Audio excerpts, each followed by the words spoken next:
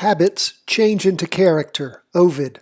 My friends, if you want to become a charting master, someone who has skills in technical analysis, being able to read stock charts, being able to know when to buy, when to sell, it's going to be your habits that determine that ability, that make up your character. And we ask 10 to 15 minutes a day, each and every day. You want to supercharge your training? Then fill out those weekly market worksheets. That's what you do on Friday.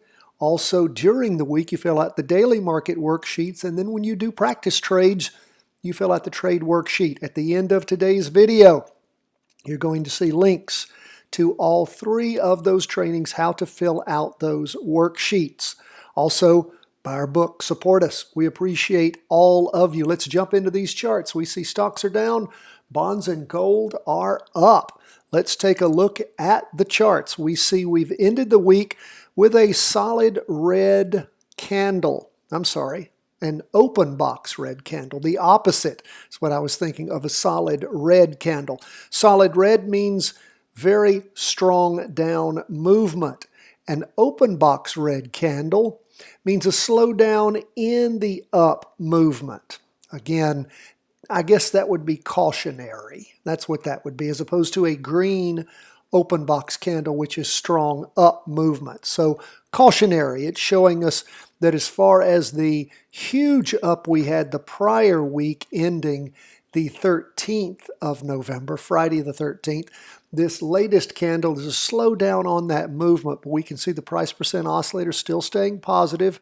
Again, we'd like to see it really move quickly away from that red signal line. It's not doing that. Down for the day, 0.68%. Derivative oscillator has gone positive. Remember, derivative oscillators are a triple smooth version of the relative strength index. That is our leading indicator. The price percent oscillator, our lagging indicator, a percentage version of the MACD, the moving average convergence divergence indicator. What do we see on the 2-day chart? We can see the 2-day chart peaked back on the 17th, representing Monday the 16th, Tuesday the 17th, sliding sideways and down some. This is just the first day of the latest 2-day candle. It has pushed through the 2-day trend line, still above the weekly. So we'll keep an eye on that 2-day chart. That starts to weaken a bit. It's going to tell us that the market is significantly falling off. What do we see on the half-day chart?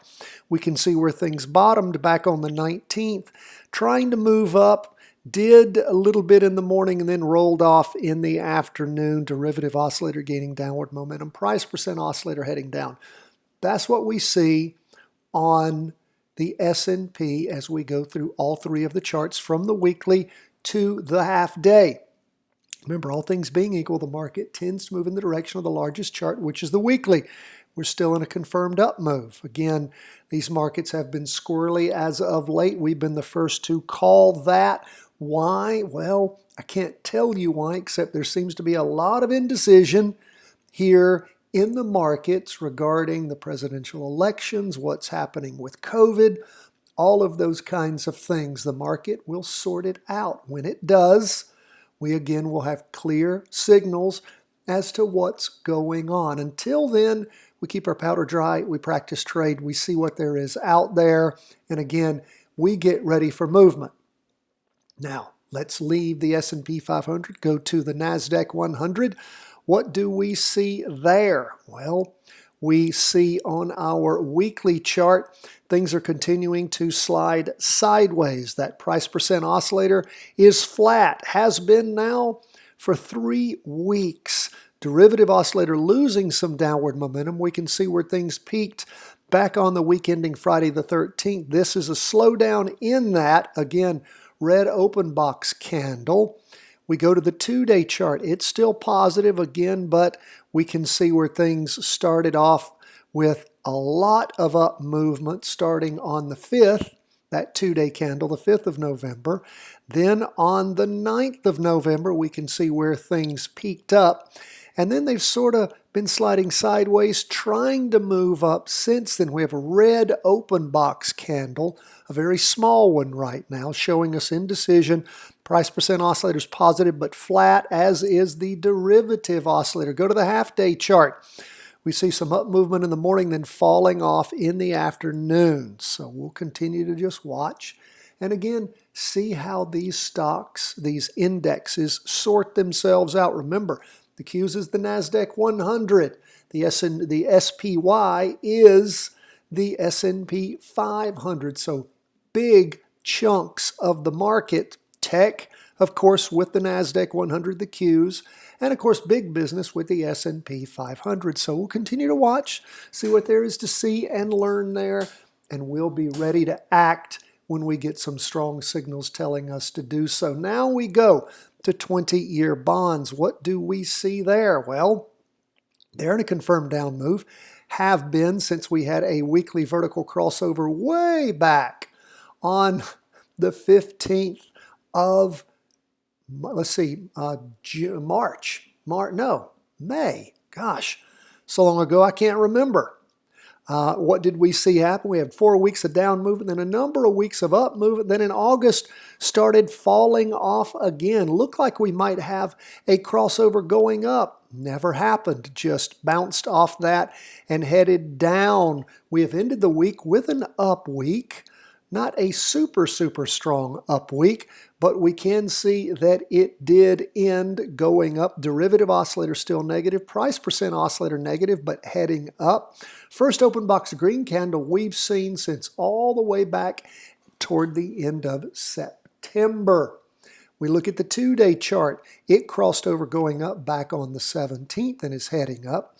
So again, waiting for things to sort themselves out. 2 days going in one direction, weekly in another means we don't have a trade until that gets worked out. Either the 2-day chart goes back in the direction of the weekly, or the weekly moves in the direction of the 2-day. If the 2-day just keeps going up and has a strong enough signal, it'll drag it over. But until then, we don't have a trade. What about the half-day chart? It's going up quite nicely for 2 days, up for the day 0.89% up in the morning, further up in the afternoon. That's where we are on 20-year bonds. Lastly, we go to gold. Where is gold? Gold has been, after its peak, which we talk about quite often, back in early August, it has fallen off. We have a solid green solid green candle, which is a slowdown in the down movement. We see the price percent oscillator heading down, derivative oscillator about flat. Again, we see just continued downward pressure on gold. 2-day chart is again still down. Price percent oscillators a little greater than flat. That means still heading down some. Derivative oscillator gaining downward momentum. First day of this latest 2-day candle we can see is again a slowdown in that down movement, not testing the low in the prior one yet. So we'll continue to watch, see how gold sorts itself out. What's up with the half-day chart? It peaked in its downward movement back on the 19th and has sort of moved up since then. So again, waiting for these markets to start giving us some signals. But you know what? That's okay. Sometimes what we have to learn from the market is patience. Patience. Patience will be rewarded. But you can't miss the markets on a daily basis. You have to follow them. You have to learn the nuances. Stick with this. You can do it. This is tough right now. It is not what we saw over the summer where the money was easy in our practice trades. It's gotten difficult. That's reversed. Usually the summertime's the sucky time. Selling may and go away, live to trade another day. Then you come back in the fall-winter trading zone. It was the opposite this year. Very odd, I admit that. But we'll deal with it because that's what we do. God bless my friends. All the best from the whole team at Charting Wealth World Headquarters. Stay strong.